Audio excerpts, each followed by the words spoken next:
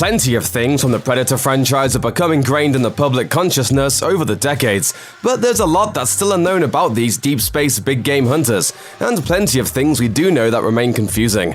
We're here to help sort it out.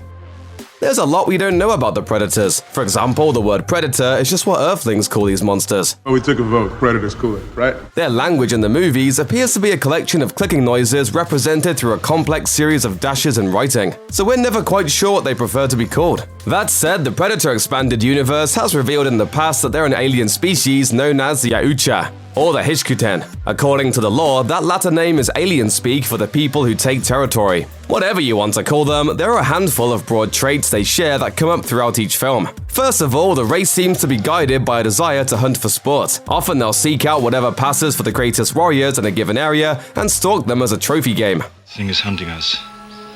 All of us. They've even been known to pass on human beings that don't pose an immediate threat or challenge, hinting that they might be guided by a twisted sense of honor or sportsmanship. They also seem to typically hunt in units of no more than 3.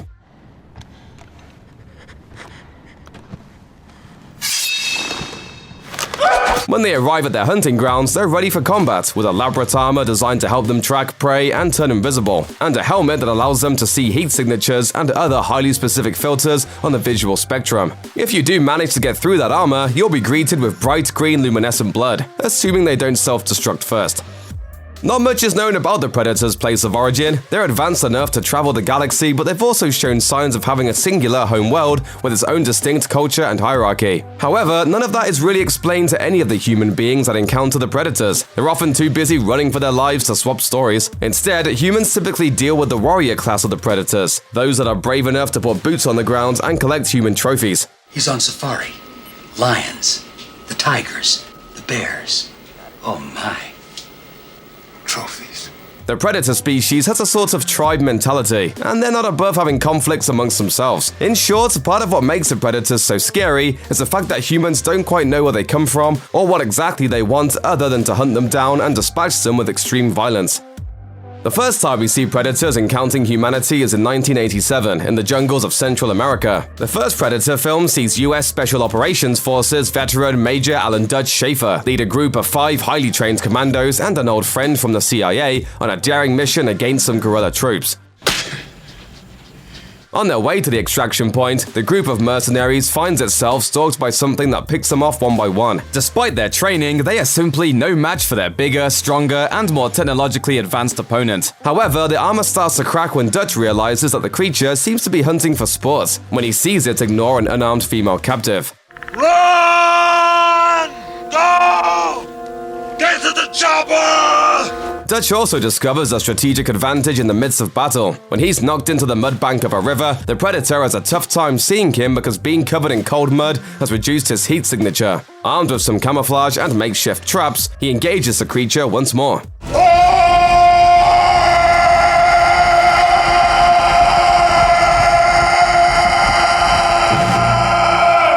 Through a series of clever strikes and brute force, Dutch is able to damage the Predator, who responds by taking off its mask in an apparent show of respect for a worthy opponent. You one ugly mother. Facing off one final time, Dutch manages to capture the creature in a trap, forcing it to set off a self-destruct bomb to eliminate any trace of its failed hunt.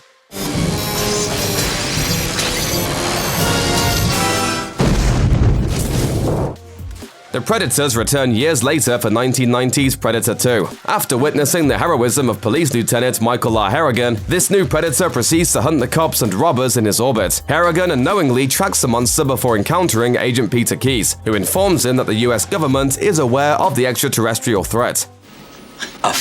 Alien. Key reveals the bout with Dutch in Central America was only the latest in a string of encounters in combat zones. After discovering that the Predator feeds on animal meat, the feds set up a trap for the Predator at a slaughterhouse, thinking they have the upper hand by masking their heat signatures. However, the Predator switches to a different view on his helmet and tracks their flashlights. With any advantage they might have had now kaput, everyone but Harrigan is killed. Eventually, Harrigan chases a predator to its ship and engages it in single combat. After he scores a narrow win, several more predators encloak themselves and collect their dead comrade's body. They present Harrigan with an antique pistol as a trophy for besting their champion and allow him to leave the ship unharmed before they take off in defeat. this is where things get complicated. The same year, fans caught a brief glimpse of a xenomorph skull in Predator 2, Fox, which owned both the Alien and Predator movie franchises, licensed a series of crossover comic tie-ins that eventually led to the 2004 film Alien vs. Predator. Though not well received critically, AVP provides perhaps the biggest glimpse into the culture and the purpose of the Predators. In the film, a group of scientists led by industrial tycoon Charles Bishop Wielded discovers an underground pyramid some 2,000 feet beneath the ice in Norway. Wielded leads the team on an exploratory mission, just as a trio of predators arrive at the entrance to the pyramid. Through their exploration, they learn that the predator species created the xenomorphs from early humans, who had worshipped the invaders as gods and allowed themselves to be transformed into the ultimate prey. Every 100 years, the predators return to create and hunt the human sacrifices, turn xenomorphs in a rite of passage for their species.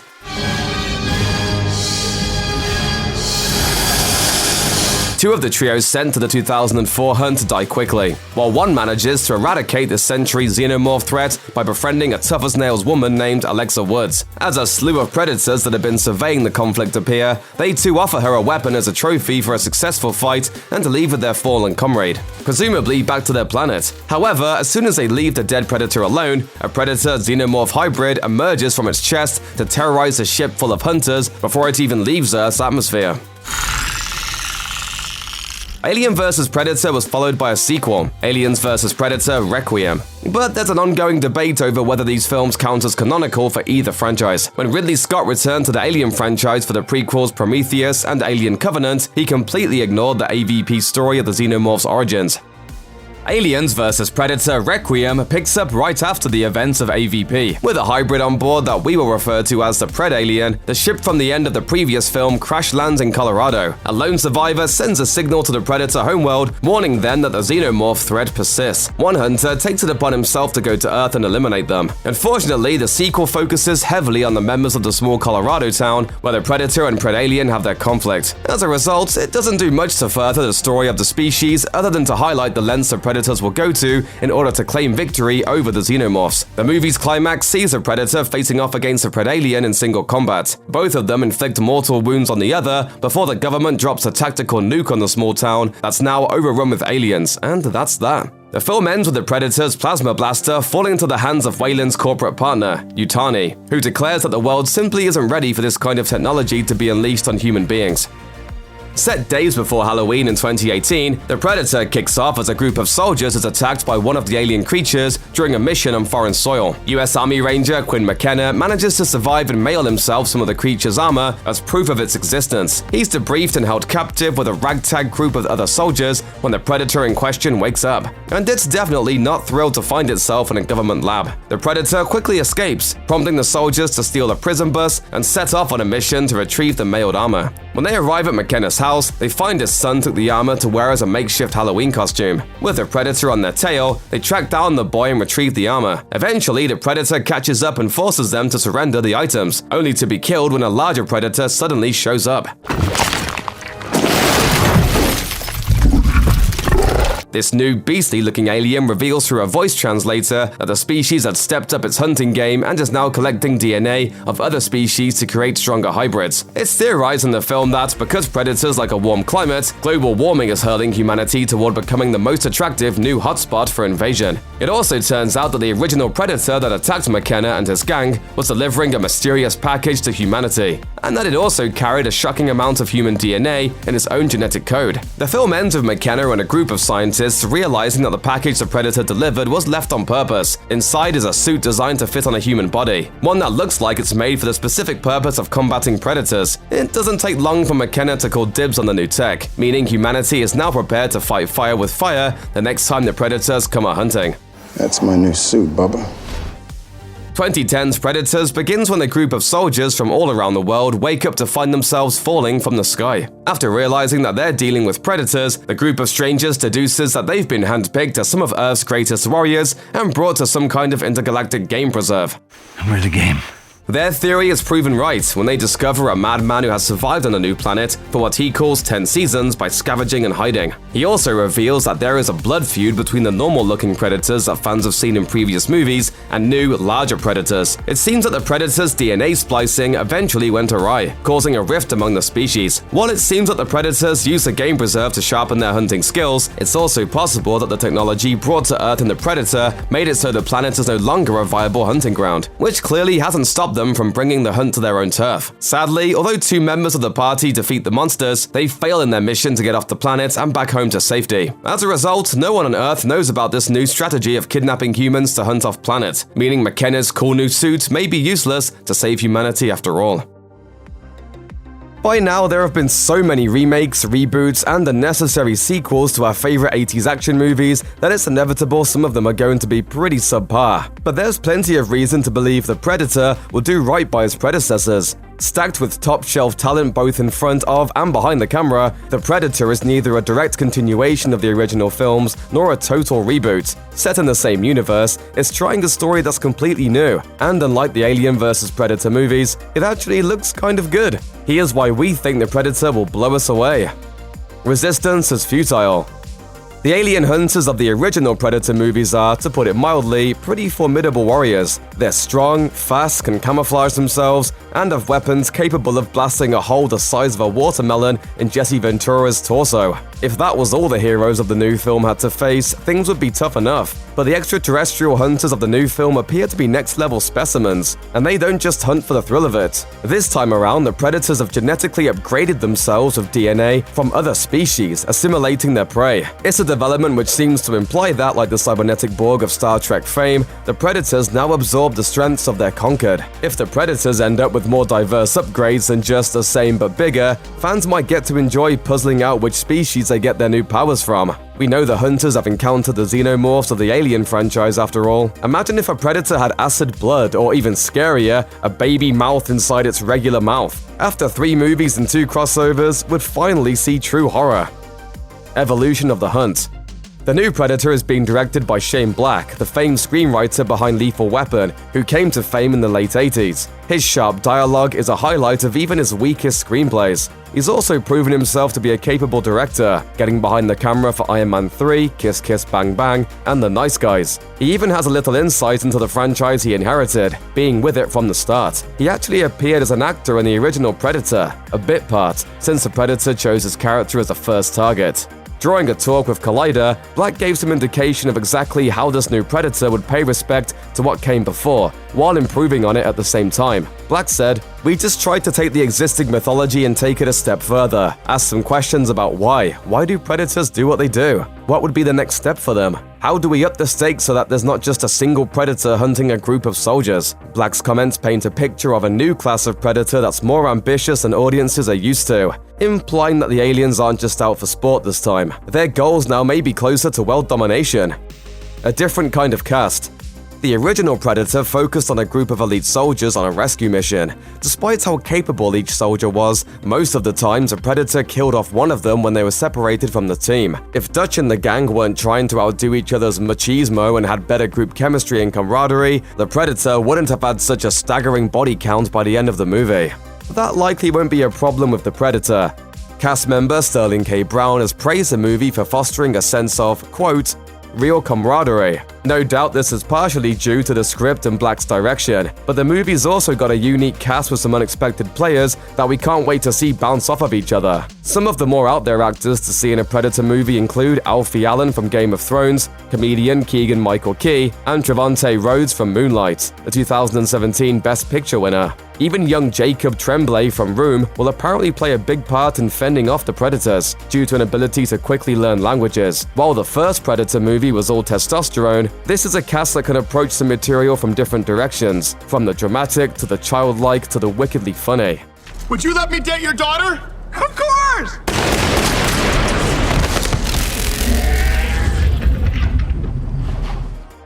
Witty weirdness. While the first Predator movie can be an amusing watch today, it's not necessarily funny on purpose, finding laughs in over-the-top machismo rather than actual jokes. That looks like it'll be different in this new installment too, since Sterling K. Brown has also identified the movie as having a wicked sense of humor. It's not only Black who deserves credit for that. The Predator script was co-written by Black and Fred Decker, who previously collaborated on the horror comedy cult classic The Monster Squad. Wolfman's got nards! In other words, we're expecting this movie to get weird, and considering how ridiculous this franchise has already gotten in the past, that's saying something. The Busey Legacy.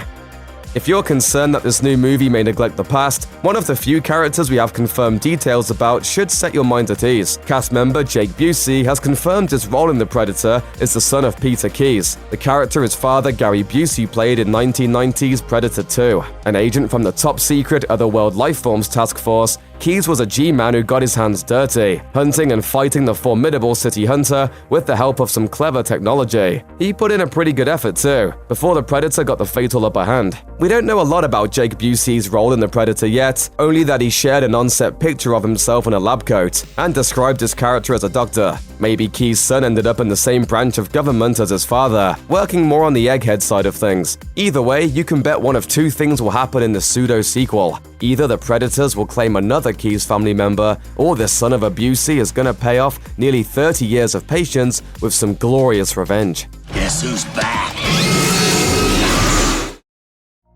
With 5 previous Predator movies and dozens of comics, 2018's The Predator had a wealth of material to draw from. Not surprisingly, some of that inspiration hit the big screen in the form of Easter eggs. These little details may have been easy to miss, but they point to some pretty crazy shared connections in the Predator universe. Buckle up, because we're taking a look at all the small details you missed in The Predator. Spoilers ahead. Stick around. A special spear. The two Alien vs. Predator films have always been a source of contention among fans. Some insist they're canon, while others say they're little more than big-budget fanfic. In 2004's Alien vs. Predator, the story is that the Predators were breeding the xenomorphs on Earth to serve as the perfect game animals. Near the end, one of the Predators fashions a spear out of a xenomorph tail and gives it to the main protagonist, Alexa, so that they can go hunt aliens together. When Casey Brackett first enters the Project Stargazer lab in The Predator, she walks past 2 display cases. One of them showcases several Predator helmets and a shoulder cannon, while the other contains the xenomorph tail spear from Alien vs. Predator. Been here before. Once Casey is inside the main part of the lab, Traeger hands a tablet that sums up everything they know about the alien hunters. As she's flipping through the pictures, you can catch a brief glimpse of scenes from the first 2 Predator films. Traeger continues by saying that they've been here before in 87 and 97. Those dates refer to the first 2 movies. 1987 is the year the first Predator was released. And although Predator 2 was released in 1990, its story is set in 1997. That's the obvious connection, but this reference might go even deeper. Starting in 1989, there have also been a ton of Predator comic books and novelizations. One of those was Predator Kindred, which began hitting stores in 1997. Released as a 4-part series, Kindred details a Predator's arrival in a small, quiet town. Buddy Wilcox, a war vet who's slowly messing up his family life, gets caught up in the fight while on the run from the police. That's basically Quinn McKenna in The Predator, a war vet with a failing marriage who has to fight the Predator in a small town while he's on the run from the government. The comic even features panels that look a lot like some of the scenes we see in the film, even though the story ends up a little different. Maybe it's all coincidence, but if that's Shane Black's idea of a nod to his story's inspiration, it's definitely a subtle one. Family ties. Not content to simply mention past Predator films, Shane Black also added at least one solid connection to the Predator's predecessors. In the early lab scenes, we meet a bespectacled scientist named Sean Keyes. He bites it pretty early when their captive Predator escapes and massacres the lab guys, but if there's one thing we're sure of, it's that his dad probably would have been proud of the way he went out. In Predator 2, Gary Busey plays Peter Keyes, a CIA agent who wants to capture the Predator alive. It doesn't work out, and he gets cut in half for his troubles. Actor Jake Busey, who plays Sean Keyes, confirmed in an interview that his character was indeed the son of Peter Keyes. He looks just like him, which isn't surprising at all since Jake Busey is Gary Busey's real son. Tech upgrades. For all those callbacks to earlier films, though, 2018's The Predator did make one smart change to the Spine Gatherers, their tech. Sure, you could say that giving the aliens better weapons, better ships, and better armor gives the story a narrative boost. Things are supposed to be bigger and better in the sequels. Number 1, the body count is always bigger. Number 2, the death scenes are always much more elaborate. More blood, more gore. Carnage, candy. But it also makes sense within the framework of the Predator universe. After all, human technology has gotten a lot better since the 80s, and it'd be a weird twist if the Predators hadn't made any technological advances of their own in the past 30 years. Not even accounting for the upgraded Predator, 2018's Predator has plenty of little tweaks in his gear set that audience members may have missed, with everything from his biomask to his shoulder-mounted plasma caster updated for the modern day. You won't be able to hide in the mud to get away from this one, Arnold. What's in a name? It's not unusual for movies to place little nods to the men and women working behind the scenes, but The Predator manages to pull off a big one, then hides it right in plain sight. During the scenes at Rory's school, you can clearly see the name of the institution both above the front door and on the lit sign out front, Lawrence A. Gordon Middle School. That's a reference to producer Lawrence Gordon, who worked on the first 2 Predator films as well as the 2018 one. In fact, Gordon has been part of the production team on iconic movies since the 70s, producing everything from Xanadu to Die Hard to the upcoming Hellboy reboot. He was also involved with 1979's The Warriors, hence the school slogan, Home of the Warriors. Now he's been immortalized forever as a school that gets torn apart by a bloodthirsty alien. Math lesson. During the showdown between Quinn and Traeger near the end of the film, things turn into a brief standoff, with both sides hunkered down behind vehicles. In an attempt to defuse the situation, Traeger shouts out for Quinn to surrender, saying he's outnumbered because it's 6 versus 7. Immediately, a bullet flies, catching one of Traeger's men in the head, and Quinn quips, "Who taught you math?" Like a lot of the movie, it's played for laughs, but it's also a subtle callback to one of Shane Black's previous movies, Kiss Kiss Bang Bang. In this detective comedy, Robert Downey Jr. plays Harry Lockhart, a bumbling thief who gets drawn into a murder mystery while taking detective lessons from Val Kilmer's character. Trying to get some information from a bad guy, Harry puts a single bullet in a revolver and pulls the trigger. Where is the girl? What did you just do? Shocked, he tries to calculate the odds of the bullet actually shooting on the first try. You put a live round in that gun. Oh, yeah, there was like an 8% chance. 8%? Wasn't it just 8? 8? Yeah. Who taught you math? Guess the best jokes are the ones you repeat over and over. What happened to the heroes of the Predator movies? Why are predators so attracted to heat? What's the reasoning behind their methods? Watch for even more questions we may never know the answers to. To date, no character, human or otherwise, has been featured in more than one film in the Predator franchise. The lack of any recurring characters is one of the franchise's strengths, but it does leave one curious as to how each human moves on with their life after surviving the Yautja.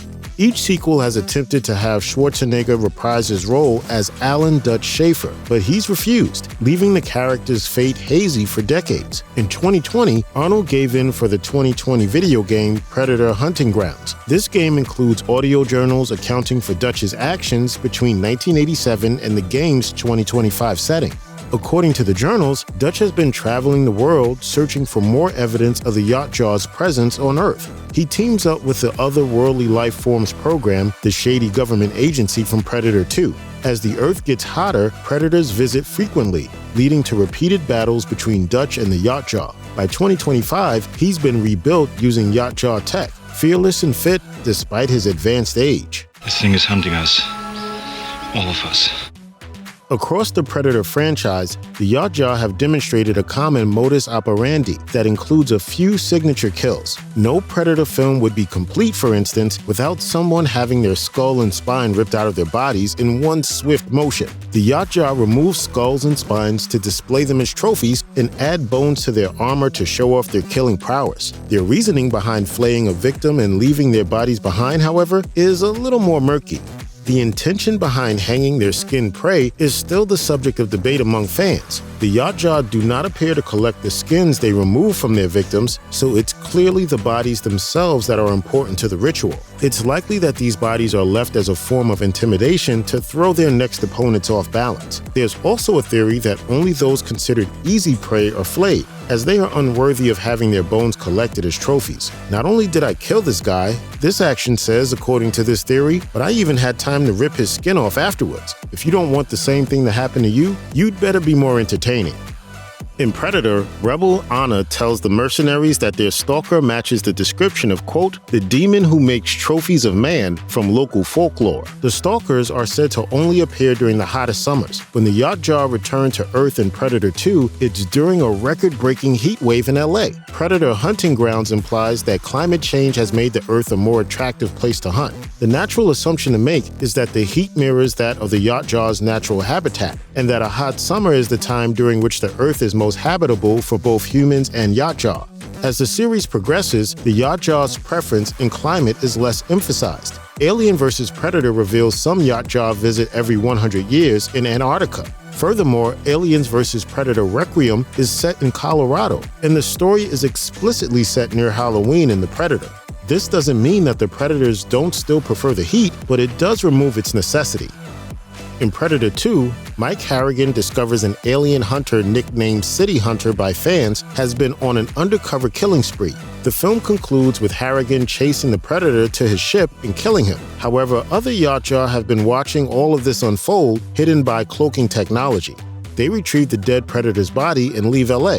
Out of this group of Yautja, only one is seen making kills. It's unclear if the others simply haven't been caught, remain on the ship the entire time, or if they are here on other business. Only one member of the Los Angeles hunting party, their leader Greyback, ever appears again in the Predator expanded universe, and that story does not account for his whereabouts during Predator 2. You can't see the eyes of the demon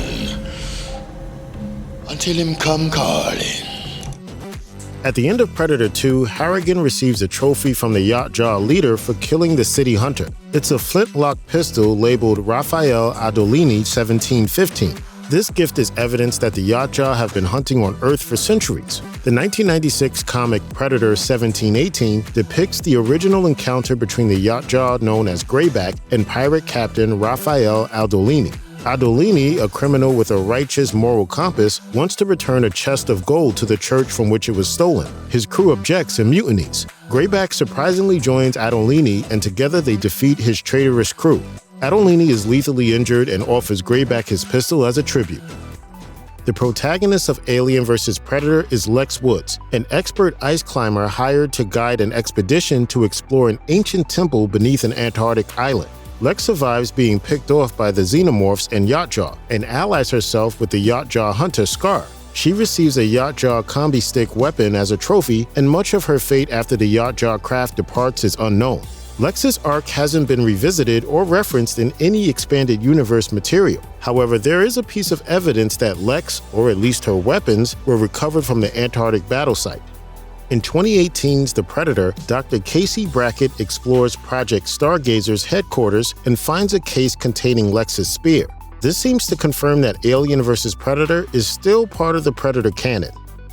The action of Alien vs. Predator takes place inside an ancient temple in Antarctica, the site of a ritual where adolescent Yautja prove themselves against the universe's ultimate killing machines. Inside the temple lies an enslaved xenomorph queen, kept in hibernation for a century at a time. A few hours before a hunt, she's forced to lay eggs so that the Yautja will have something to test themselves against. In 2004's Ritual, the queen gets wise and instructs her children to set her free by melting her chains with their acidic blood. At the film's climax, the queen escapes the temple into the abandoned town and battles on the ice with Lex and Scar, the last human in Yautja. They successfully chain her to a heavy iron vat and push it into the freezing water. The queen drops to the bottom of the sea and is presumably no longer a threat. Other films in the Alien series have shown that xenomorphs are capable of enduring the freezing, airless vacuum of space. It is likely the queen could survive these conditions for a while or even forever. Nevertheless, the Antarctic queen has never reappeared in the franchise's canon. Aliens vs. Predator Requiem picks up where the first AVP leaves off, with a xenomorph chestburster emerging from Scar's corpse. This xenomorph has taken on many of the traits of its Yautja host to become the even deadlier Predalien. When the Predalien crash lands a spacecraft loaded with xenomorph eggs in Colorado, another predator, Wolf, is set loose to clean up the mess. Wolf battles with the Predalien and a horde of xenomorphs, but this battle is moot. The story ends with the US government dropping a nuke on the village, destroying almost all evidence of the conflict. In the final scene, US Army Colonel Stevens presents Miss Yutani with a plasma pistol fashioned by Wolf. Yutani seems to have plans for the pistol that are, quote, not for this world. It's implied that Yautja plans to reverse engineer the technology to advance her company's interest in space, leading to the Weyland-Yutani Corporation's dominance of space freight and xenomorph experimentation in the Alien series. Requiem doesn't have a sequel, so we don't have many details on what will happen next. Also, the release of Prometheus in 2012 detached the Alien franchise from the continuity of AVP, leaving the future of the Yautja Corporation uncertain. 2010's Predators takes the action off Earth entirely and follows a group of humans who are each abducted and transported to a planet that is a massive game preserve. Each of the human captives is a predator in their own right. A soldier, a convict, a gangster, and so on. But most of them are no match for their pursuers, who are bigger and badder than any Yautja seen previously. They're picked off one by one until the only survivors are American mercenary Royce and IDF sniper Isabel. Predators ends with Isabel and Royce victorious over their hunters, but still stranded on the planet where another hunting season is about to begin. Unlike most protagonists in the Predator franchise, Isabel and Royce received a follow-up story immediately in the form of an official sequel comic, 2010's Predators Preserve the Game. The one-shot comic picks up 2 months after the film as Royce and Isabel continue to pick off predators and salvage their gear. The Yautja determine Royce is a worthy opponent and gift him his own set of Predator armor to wear in one-on-one battles against a 4-armed Super Yautja. But Royce learns to depend on someone else for a change and sets himself up as bait so that Isabel can get the kill. They remain trapped on the planet, waiting for an opportunity to hijack a starship. In The Predator, another Yautja comes to Earth, but this time he's not here to hunt. He's on the run from the larger, genetically enhanced upgrade Predator. The fugitive crash lands in Mexico, but not before ejecting a pod containing some precious cargo. By the end of the film, both Predators are dead. With the help of young linguistics genius Rory McKenna, U.S. military scientists are able to determine that the rebel Predator came to Earth to deliver the humans a weapon, a powered suit of armor called the Predator Killer.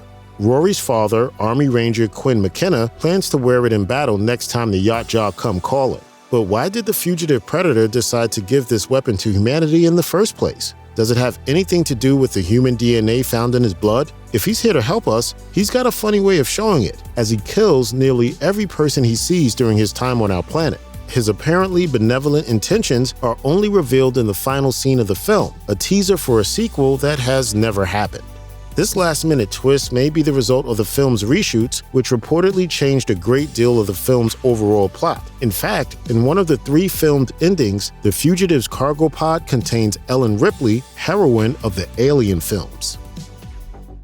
There's no shortage of theories and questions concerning the incredibly popular Predator films. From the aliens' true nature to the future of the franchise, here are facts about the Predator series that aren't really facts at all. To begin with, one thing to know about predators is that they're not really predators. It sounds confusing, but it's true. It's even pointed out directly by the biologist Casey Brackett, played by Olivia Munn in The Predator. It hunts people for sport. Technically, it's not a predator. It's like kind of a... Thank you. After all, while Predator is a great name for a movie about an alien who comes to Earth just to kill people, that doesn't mean it's technically accurate as a label for the creature. In the natural world, a predator is a creature that kills another organism for food. That last bit is important. Predators, as in actual Earth animals in nature, kill because they need to eat. In contrast to predators who appear in the sci-fi franchise of the same name, kill for sport or to prove their own prowess as hunters, something that appears to be highly valued in their culture. The predators don't eat their kills, they just skin them, hang them upside down, and sometimes remove their skulls and spines to wave around triumphantly. They don't want meat, they want trophies. By definition, they're not predators. That said, for the sake of clarity, we're still going to call them predators. If you haven't seen the Predator movies, or if you just haven't paid that much attention, it makes sense to believe that there's one primary predator throughout the franchise. After all, the titles for every film except one, 2010's Predators, are singular. There's a Predator, and in 2018 he was the Predator.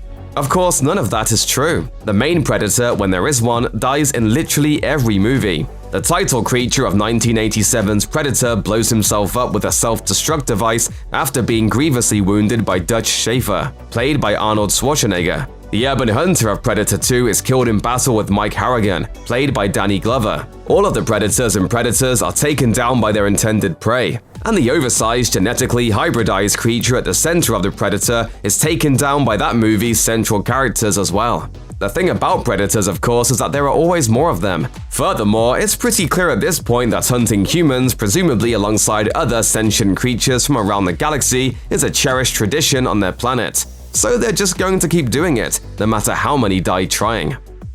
Particularly with the first and most beloved film in the series, some of the franchise's most iconic imagery comes from the Predator's point of view, showing Schwarzenegger and other cast members in bright colors that represent the intensity of their body heat as the creature hunts them through the dense jungle. This has led some viewers to mistakenly think that the predator species has actually evolved to see with thermal imaging. If you pay attention, however, it becomes pretty clear that this infrared imaging is technological and contained in the lenses of the predator's masks. In Predator 2, the extraterrestrial hunter has multiple vision modes he can switch between. And while we never see that happen in the original film, it's hard to deny that the otherworldly villain here must have other forms of vision as well.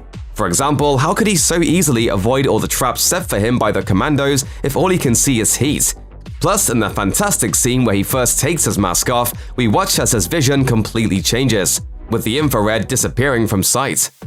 It's not just the predators who die and are replaced for every movie. Of the 6 Predator movies released to date, the 2 AVP movies, not a single installment features a returning human character from a previous movie. After more than 3 decades of that same formula, it starts to look like none of the movies are really connected at all. The 2 most recent installments in particular seem to bear the hallmarks of franchise reboots. Predators, spoiler alert, moves the action from Earth to an alien planet, while the Predator has a new military-based story and a title distinguished from the first movie only by the article The. Of course, this isn't the case for either sci-fi flick. Aside from the more complicated AVP installments, each Predator movie establishes that the previous films did indeed happen, even if the events have been classified so that most people don't know about them. In Predator 2, government agent Peter Keyes, played by Gary Busey, discusses the events of the first movie. In Predators, the characters of Isabel, played by Alice Braga, recognizes the predators from a description of the events of the original Predator. In The Predator, the events of the first 2 movies are discussed and further confirmed as real by the presence of Sean Keyes, the son of Peter Keyes from Predator 2, who's played by Gary Busey's actual son, Jake. Whatever character he's playing, Arnold Schwarzenegger tends to be regarded as the ultimate badass, and not without reason. His godlike physique and apparent strength have placed him on a level above other action heroes, especially in the 1980s. It was a time when superhero physiques weren't as widespread in movies as they've become in the era of cinema today. So it makes perfect sense when Schwarzenegger's Dutch survives the deaths of his teammates in Predator and has a final showdown with the alien creature all on his own. He's basically Earth's champion in that moment, and he's fighting for us all. But contrary to what you might think, he's not the only human to defeat a Predator in single combat. In Predator 2, Danny Glover's Mike Harrigan single-handedly takes down a Predator of his own, and his win might have been even more impressive. The other Predators certainly seem to think so. You don't know what you're dealing with. After the death of Peter Keyes, who thought he had the Predator's number and was quickly proven wrong, Harrigan and the titular alien are left on their own. However, Harrigan manages to sever one of the creature's arms, robbing it of its self-destruct mechanism. He then follows the Predator into an underground spaceship and defeats it with its own blade. Other Predators appear and carry off the dead body, and their leader then honors Harrigan's prowess by giving him an antique gun that it had apparently taken on a previous hunt.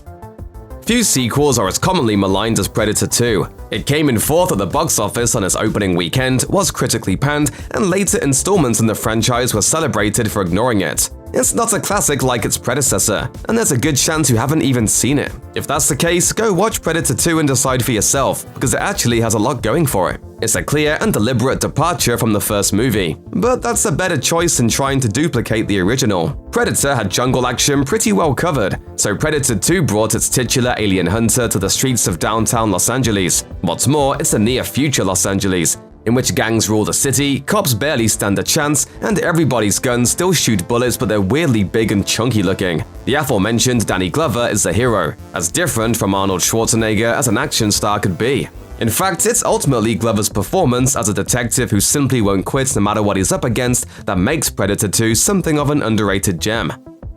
In Predator, the captured rebel Anna, played by El Padilla Carrillo, is the only survivor besides Schwarzenegger's Dutch. In Predator 2, the hunter corners Detective Leona Cantrell, and then decides not to kill her. It also spares an unnamed woman at the site of a massacre in a drug lord's penthouse. In Alien vs. Predator, the central predator actually befriends Lex Woods, played by Sanaa Lathan, and worked with her to defeat the aliens. Isabel survives predators, and Casey Brackett survives the Predator. So what's the deal? Do predators not kill women? The truth is that, in theory, they might, but these movies don't really have enough women for them to kill. Predators don't necessarily care about gender. They just don't kill unarmed people. It also seems that they don't kill pregnant people, which is why Detective Cantrell is spared. The drug lord's girlfriend also falls under the unarmed rule. There's also very few female action heroes in these movies, so it would have been a bummer for audiences to see them slaughtered. Anna and Isabel are literally the only female characters in their respective films, and Cantrell is just about the only woman in Predator 2 who's not a drug lord's unclothed girlfriend, so killing them would have just seemed really dark. At the end of the day, what also keeps the Predators from killing women is the narrative choices of these movies. As part of the gadget-filled techno-armor they prefer to wear when hunting humans, each predator has a metal face mask that they generally don't lose until the final showdown, when it's time to give the heroes and the audience a good look at that creepy, mandibbled face. Because predators show up to Earth wearing this mask and don't usually take it off until shortly before they die, a lot of people assume that the mask is what enables them to breathe in Earth's atmosphere. If you pay attention, however, that's clearly not the case. The first Predator does without a mask for a long time while fighting Dutch in the jungle, and he seems to breathe just fine. In Predator 2, the creature is seen breathing through another device after losing his mask, but we don't know exactly why. Maybe Los Angeles' famous smog is too much for him. This same movie establishes that predators breathe the same air as humans, however, because Harrigan can breathe inside their spaceship, even when interacting with an unmasked extraterrestrial. The same thing is true of the alien planet in Predators. The humans can breathe there just fine, and so can the unmasked hunters. There's no doubt the mask provides copious tools to aid a predator's survival, starting with that famous thermal vision, but a breathing apparatus is not one of them. Released in 2018, The Predator was only a middling success at the box office, and it was widely panned by critics. These days, however, it takes a lot more than a bad installment or two to kill a sci-fi action franchise. Like the Predators themselves, the franchise just keeps getting up and coming for its prey. In this case, moviegoers. In fact, the next movie is already in production. It's currently being called Skulls, but is likely to be retitled something with the word Predator in it before release. The upcoming installment will star Amber Midthunder of Legion as a Comanche woman who wants to be a warrior and eventually encounters a predator in the 19th century. 10 Cloverfield Lane director Dan Trachtenberg is helming the movie, so it should at least be interesting. And if it doesn't work, that will be disappointing, but it will unlikely be the end. Surely the Predators will keep returning to their favorite hunting ground, Earth's movie screens. The Predator gets a makeover and gets outfoxed by a dog. Prey is more than just Predator 5. Here's how the prequel kept the franchise fresh.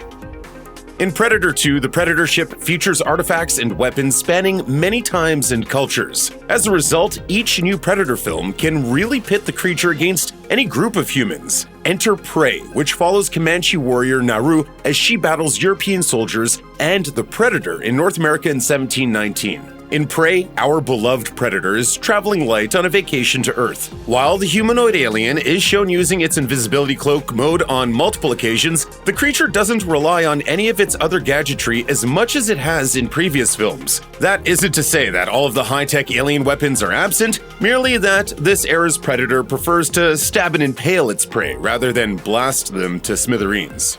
It fought and killed a bear with its hands. Since the film does take place 300 years ago, it's possible that this version of the Predator is not quite fully evolved in the weapons department. While the alien hunter is certainly far more advanced than humanity in 1719, it doesn't appear to have all the tricks and upgrades of Alien vs. Predator. More importantly, this makes it a much fairer contest between the humans and the alien creature, since it isn't drawing upon an endless arsenal of options. However, it would be interesting to witness how the creature fares without the use of its cloak technology at all, since that still allows it to sneak up on humans. Animals, at least, can sniff the creature out, even if they can't see the predator.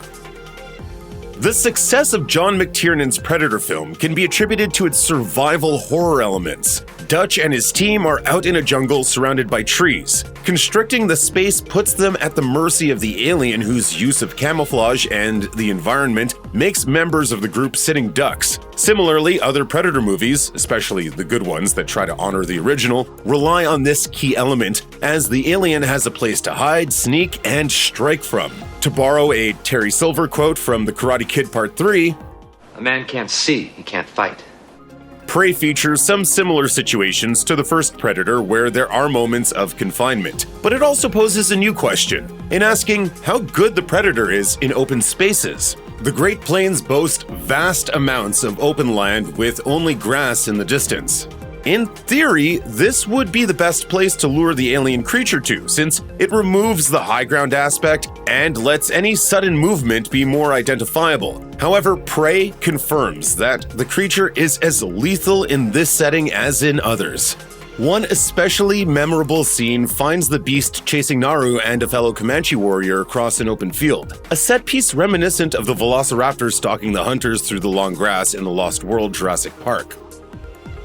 The Predators hunt other life forms for both sport and pride, claiming ritualistic trophies from their victories. They want to prove their superiority, quite often in the most brutal way imaginable, while maintaining a code of honor for their prey. This code is questionable, though, since it isn't even a fair fight if the opponent fails to have intergalactic weapons in their possession. So it goes without saying that their moral compass is a bit skewed. In other Predator films, the audience witnesses the alien hunter go after humans as their main target, identifying them as worthy adversaries. Ironically, humans aren't even considered apex predators in our own world, since we don't eat everything we destroy. But in Prey, the Predator goes after several creatures, not just humans. It faces off in two big contests against a wolf and a bear. The wolf shows its nose is key in this encounter. However, it proves to be no match for the Predator's sharp blades. On the other hand, the bear strikes some real blows to the creature. If the Predator's cloaking ability had been removed, there's a good chance it might have struggled to deal with the bear's sheer power.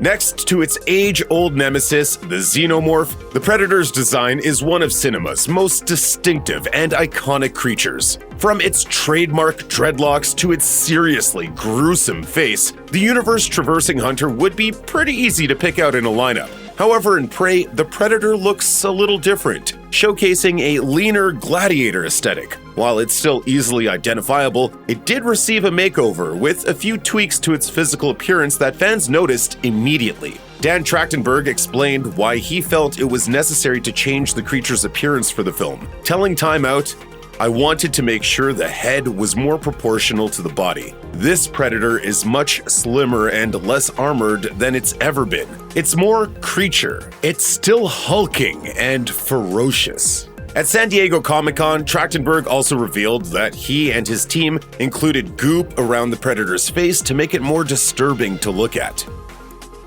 In Predator 2, the creature navigates a concrete jungle with relative ease and fluidity. Despite the unique surroundings of Los Angeles, it understands what it needs to do to hunt and survive in this setting.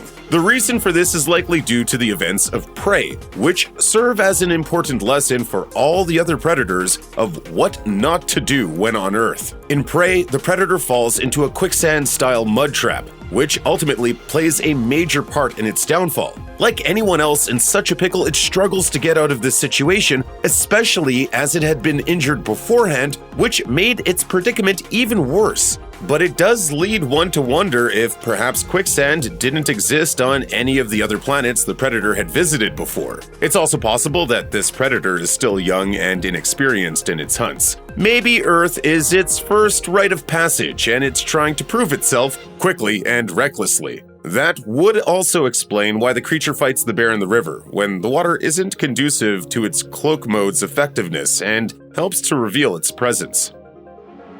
Throughout all the Predator films, the alien has taken on many formidable foes who have proven to be worthy adversaries and even victors. From the terrifying xenomorph to walking muscle mountain Dutch Schaefer, played by Arnold Schwarzenegger, the alien hunter has faced off against the best of the best across the planet. In Prey, the Predator gets too cocky for its own good, failing to properly determine all of its threats. Not only does the Predator dismiss Naru's abilities, but it also overlooks her dog. While the Predator manages to put down a wolf, a bear, and countless other human beings throughout the movie, it eventually falls to the outstanding teamwork of Naru and her dog. One could even argue that it's the dog that makes the difference here, as Naru is left exposed in the final fight on 2 occasions. After previously saving the Comanche warrior from the Predator, the 4-legged mutt appears at the end of the film with an axe when Naru needs it most. In many ways, Naru's faithful friend is the true hero of this story.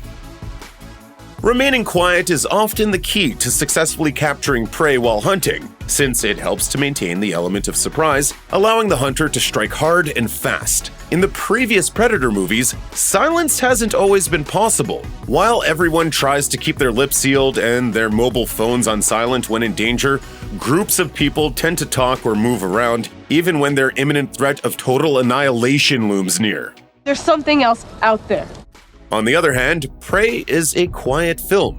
Besides the occasional bird chirp or rustle of the leaves, there's an intense stillness and quiet to the Great Plains. In many ways, this setting is ideal for the Predator, as the silence ensures the creature is able to hear the footsteps of its prey from a mile away. However, it's equally effective for the intended victim too, since any sudden movement will alert them of a problem on the horizon. As an example, Naru manages to find and attack the unaware predator simply because she's quieter than the alien. Talk about using the hunter's tactics against them.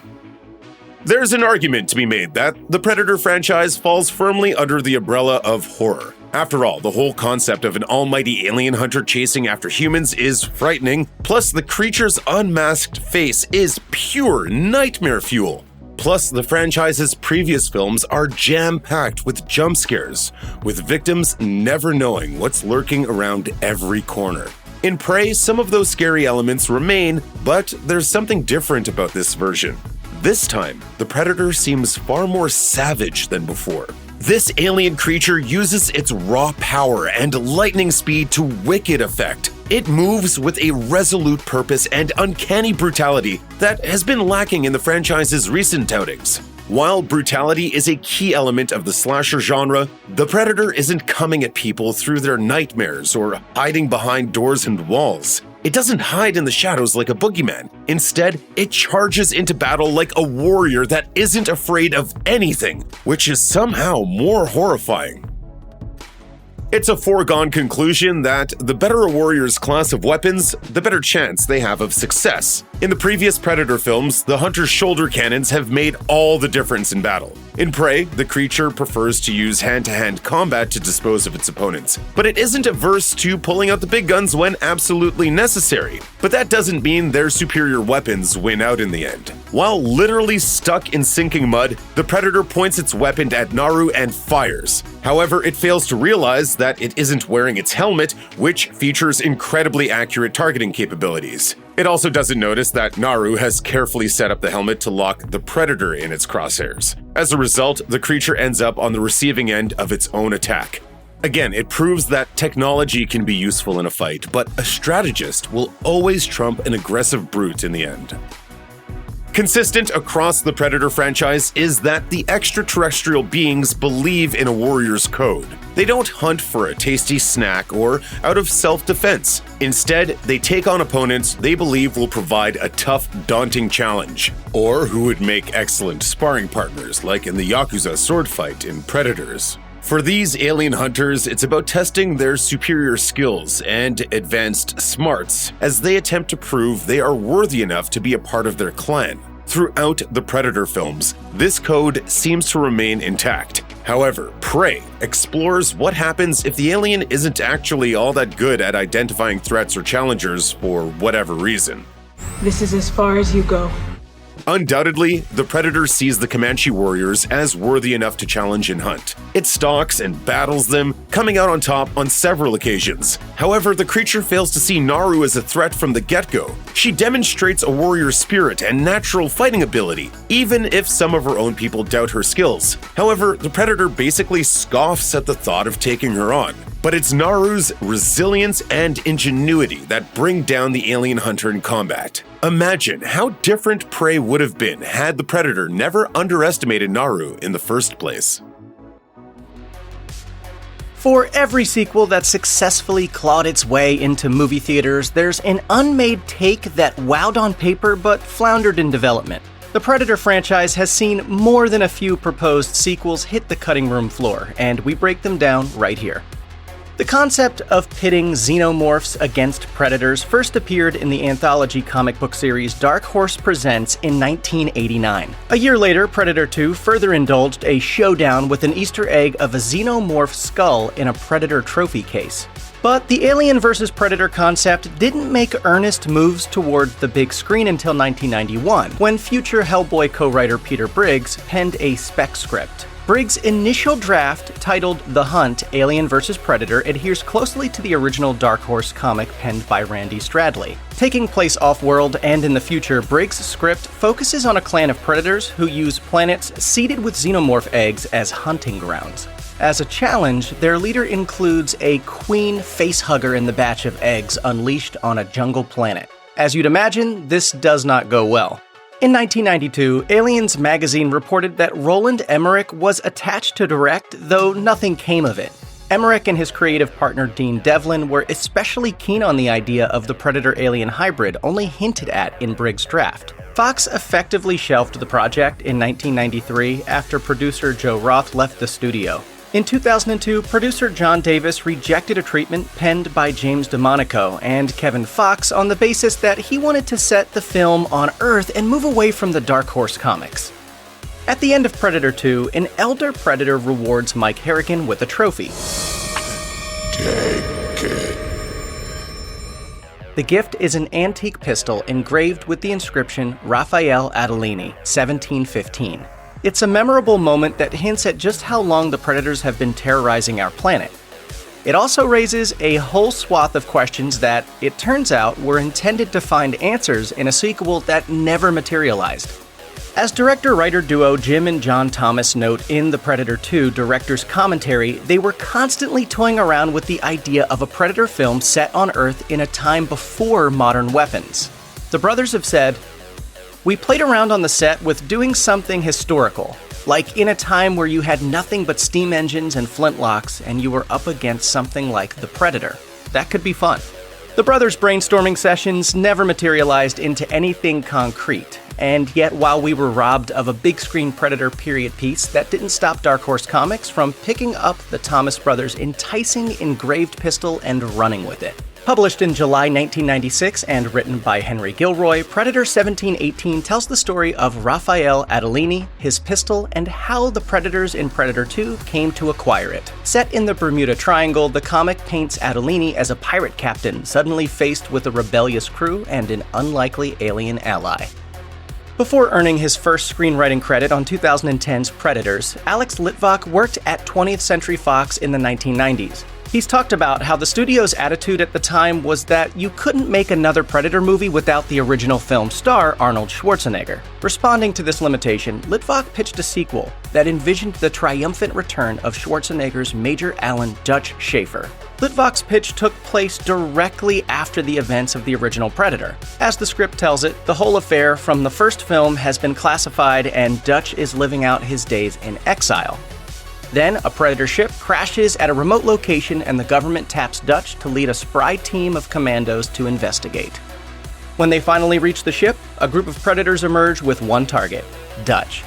He's the one that got away, and they've come back to claim their prize. As Litvak explains, the pitch was a pointed attempt to seduce Schwarzenegger. Whether Litvak's proposed script even made it to the actor is unclear. In any case, the studio resolved that Schwarzenegger was still off the table and the pitch never saw the light of day. While waiting to work on Desperado in the early 1990s, Robert Rodriguez wrote a script for a third Predator film.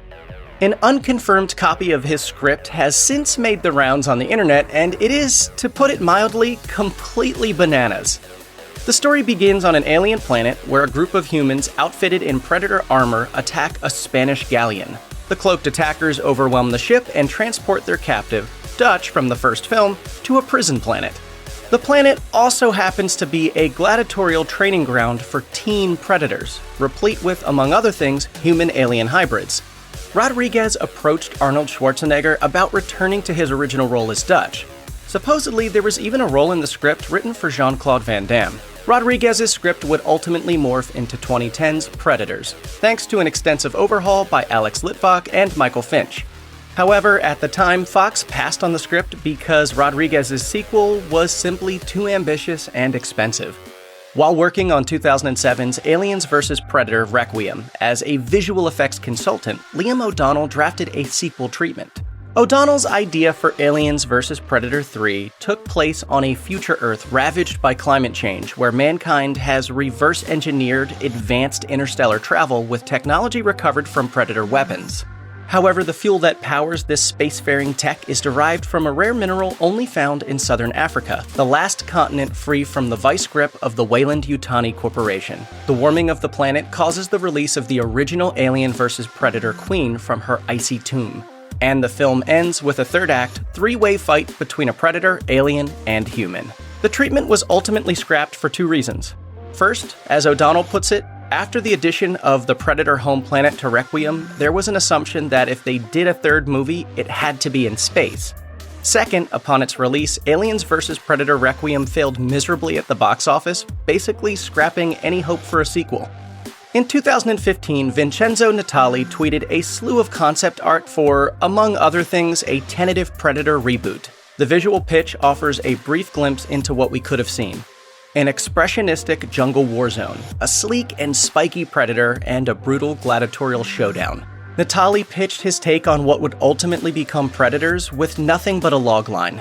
Predators hunt humans on their planet. Natali has elaborated on his visual treatment.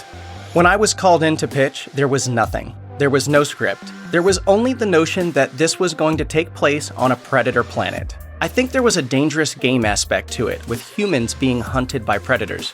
I met with Robert Rodriguez and some executives, and I just did a whole bunch of drawings. Nothing ever came from that bunch of drawings. And that's a shame, because the idea of the director of Cube and Splice taking a stab at a Predator movie sounds like a match made in sci-fi horror heaven.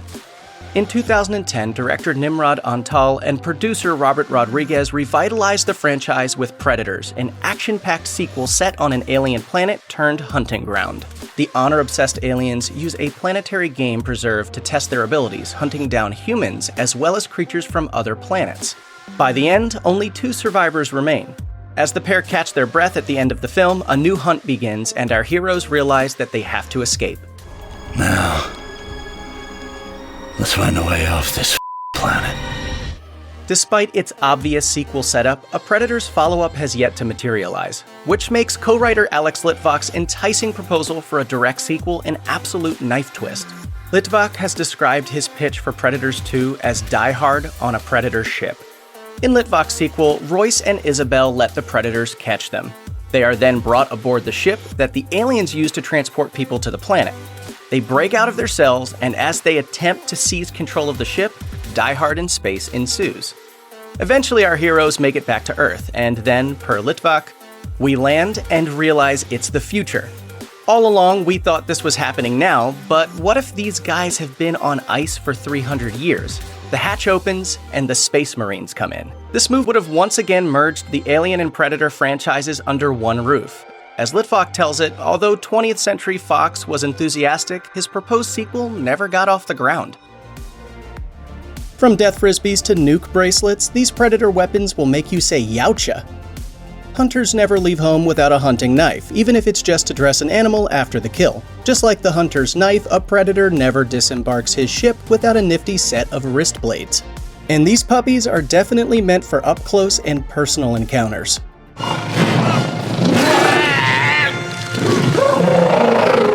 Since the original 1987 film, every Predator has done battle with a set of wrist blades. Some predators have even taken their wrist blades to the next level, like the one seen in the first Alien vs. Predator film. These alien hunters practically have swords attached to their wrists. In fact, it's a wonder they can even maneuver with wrist blades as big as the ones seen in AVP.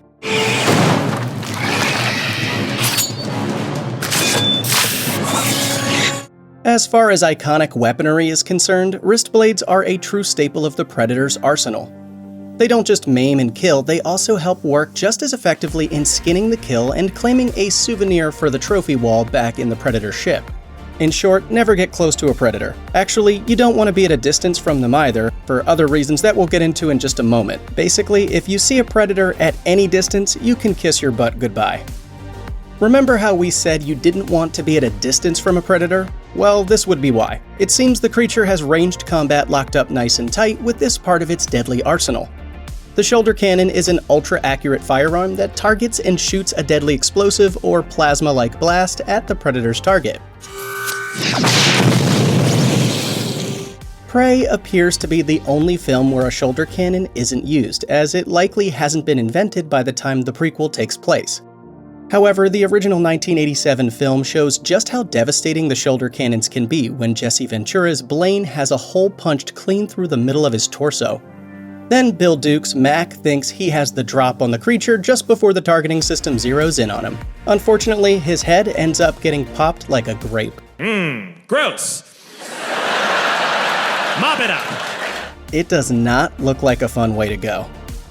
It feels like an ancient weapon, but it's one definitely fitting for an alien species dead set on enjoying the thrill of the hunt. The spear has been used on multiple occasions throughout Predator history. It is typically seen as a shorter shaft before extending into a full-length, battle-ready spear so the Predator can carry it around with ease. While the Predator didn't use the spear in the original film, the weapon made its memorable debut in 1990's Predator 2. In traditional Predator lore, the spear is referred to as a combi stick, but in Alien vs. Predator, a spear makes a return in a different form. While a combi stick is initially used, the Predator later creates a spear out of a xenomorph tail. In Prey, the Predator actively uses a spear-like weapon that is likely a primitive version of the combi stick.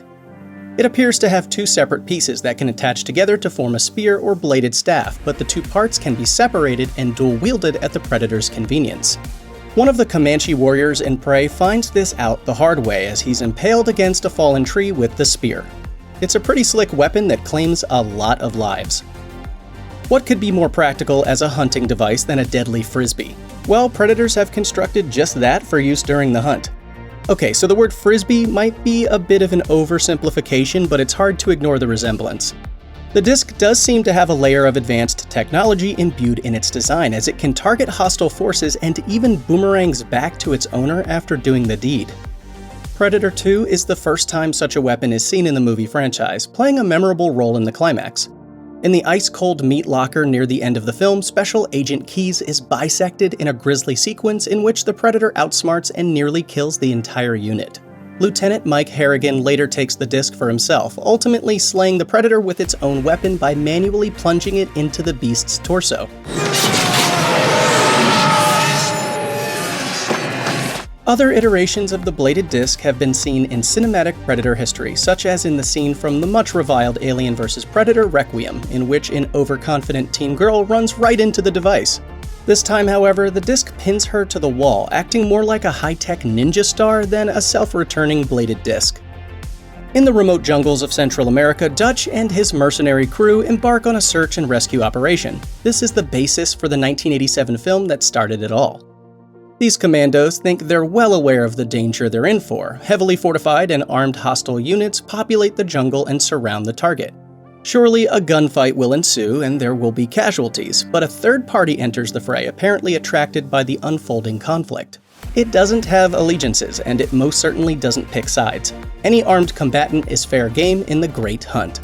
Across all the hardened, gun-toting individuals walking the jungle, Dutch outlasts them all. He has a bone to pick with this alien hunter, who's seemingly obliterated his entire team. Using his wits, he bests the Predator in a game of cat and mouse. Of course, the Predator won't go down quietly. Choking on its own blood, it activates a device on its gauntlet that appears to be a countdown timer.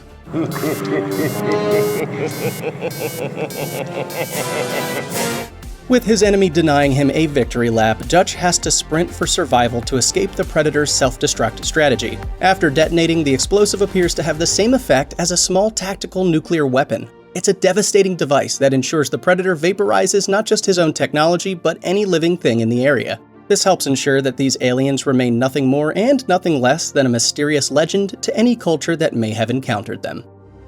Nearly 300 years before Dutch's encounter with the Predator of the Prey era used explosive drones that emerged from his gauntlet and sought out hostile targets. It's a devastating one-shot kill, sure to vaporize any lifeform contained within its blast. In Prey, the alien hunter employs the use of this weapon during a fight with French fur trappers. Earlier in the film, this band of ruffians had captured Naru and attempted to squeeze information from her about her encounter with the beast. Refusing to aid their cause, she and her brother are strapped to a tree and used as bait for the otherworldly hunter. Instead, the hunter pursues the fur trappers lying in wait and begins systematically slaughtering them one by one. Towards the end of the massacre, the Predator finishes off the last men standing by leaving behind its gauntlet.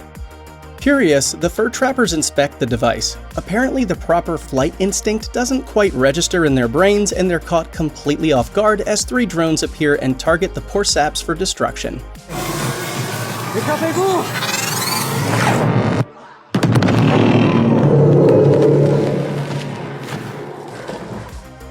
The Alien vs. Predator films have been critically panned and are often seen as a stain on both franchises. However, there are still a few great concepts within the films, as well as stellar creature designs and practical effects.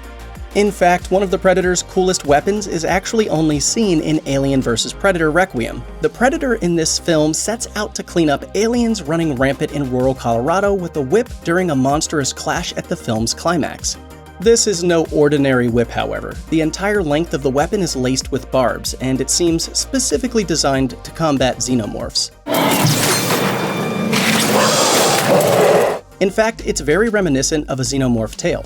Co-director Greg Strauss confirmed it was actually made from that very thing, so it can withstand acidic blood and maintain sharpened edges capable of ripping opponents to shreds. Prey manages to breathe fresh life into the franchise while still feeling every bit like a Predator movie. One of the many ways it does this is by introducing us to one of the coolest defensive gadgets ever used by these cunning hunters.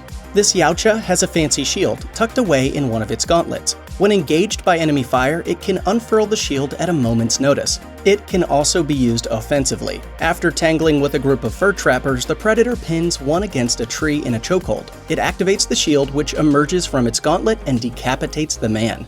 Interestingly enough, this shield has a rather distinct inspiration. As director Dan Trachtenberg explained to comicbook.com, I teased a while ago that I took inspiration from the latest God of War video game, and those 2 things are in the trailer. One is his shield that you see briefly. Fans of the popular 2018 video game know that protagonist Kratos makes use of a slick shield that unfolds from a wrist gauntlet. It seems Trachtenberg is a bit of a gamer, and he found the perfect place to fold the particular brutality of God of War into Prey. As a hunter, any gadget that can stop its target in its tracks would be most useful, enabling the Predator to deliver a finishing blow with ease. One peculiar weapon in the Predator's arsenal is the net gun, which can actually be lethal all on its own depending on the target. The first use of this weapon on screen came in Predator 2. When the Predator assaults a cartel in a high-rise apartment in Los Angeles, he uses this net gun on one of the gang members. The net gun is employed once again in the first Alien vs. Predator film, where a Yautja uses it on a xenomorph. As the net constricts around the alien, its acidic blood saves it from total annihilation as it eats away through the net. The alien is then later seen in the film with a crosshatch scarring on its head from the weapon. Prey shows us the earliest form of this device. However, it's not a gun at this stage, but simply a net device that the Predator lobs at its enemies. Another staple of the Predator's hunting arsenal is the cloaking device, which bends light to give the creature the effect of being nearly invisible. It is perhaps one of its best tools for stealthy maneuvers, enabling it to stalk prey without being seen. Most Predator films depict the creature spying on and stalking its victims before finally moving in for the kill. This wouldn't be possible without the cloaking technology affixed to its armor. In most cases, the cloaking armor can be disrupted by debris, water, impact, or perhaps most memorably, blood. As hostiles engage the alien hunter, cracks in its cloaking device become apparent. While it's a useful tool, it definitely can be spotted if a human knows what they're looking for. Still, a predator wouldn't exactly be the alien species we know without the ability to creep through the trees almost invisibly, one of the most iconic traits of this infamous movie monster. The mask is perhaps one of the most iconic elements of a predator's arsenal. While the first predator seen in the 1987 film had a simplistic and smooth mask by design, future iterations would drastically change, providing different looks for alien hunters. Aside from just being a mere accessory, the masks also aid the predators in their hunts by providing them with distinct visual capabilities such as thermal imaging and zoom functionality to target prey. In most iterations, the mask also contains the predator's targeting system for its shoulder cannon and other weaponry. In some cases, the mask itself is armed with self-defense measures and is capable of lethal fire, as seen in 2018's The Predator. This is demonstrated when young Rory McKenna takes the alien mask and goes trick-or-treating with it. When one rude bully decides to throw a can at the little kid, the mask instantly retaliates.